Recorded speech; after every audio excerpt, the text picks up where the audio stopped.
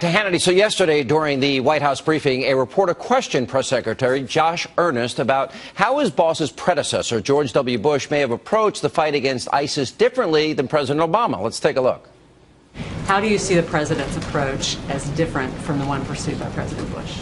There was an invitation from the Iraqi government for American military participation in efforts to counter ISIL.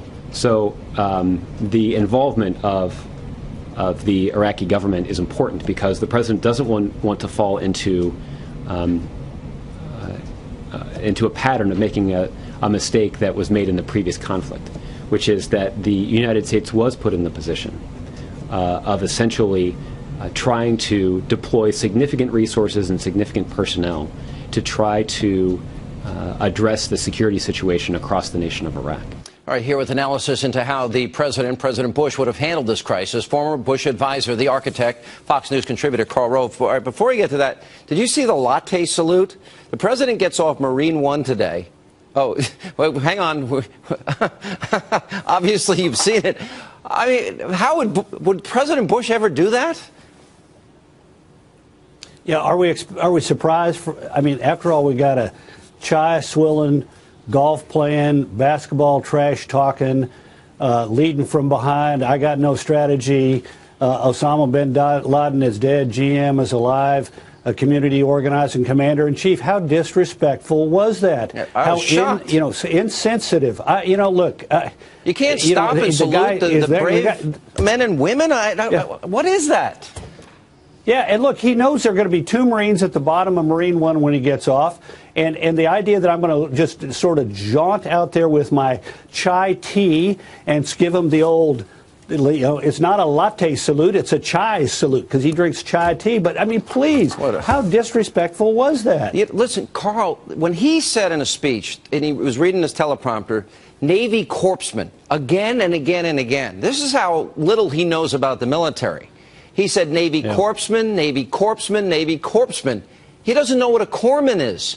This is a little frightening now that this guy is rejecting out of hand the advice of our top military brass, the chairman of the Joint Chiefs, former defense secretaries now that have come out and spoken out against him. It's a little bit frightening, and I guess it's showing up in his approval rating. Did you see the Reuters poll? 35-58, 35% approval rating. Among independents, it's 23-72. Yeah. No, look, the president, he has demonstrated over the last 6 years that the military, he's not convinced that the U.S. military has been a force for good. He thinks that they have, frankly, created more problems than they necessarily have solved in recent years.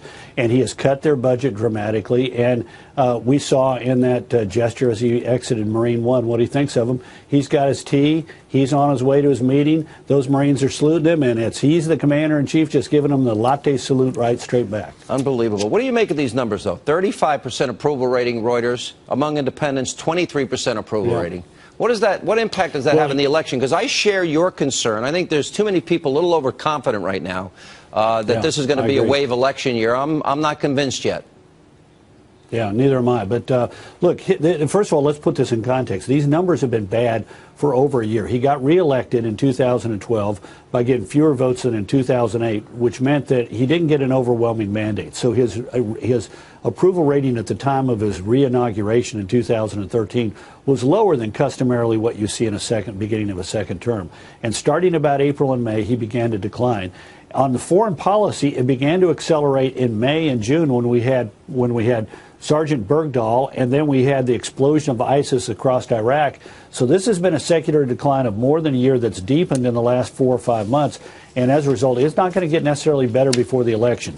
The people, ironically enough, that I think are going to be cheered by the president's actions are strong conservative Republicans who don't like him and don't trust him and don't believe he's doing enough. The people who are going to be most unsettled by this are the anti-war left of his own party, which are not going to be made more enthusiastic by the President of the United States talking about bombing Syria. And he knows this, which is why he has been so restrained in what he has said and so tepid in his response.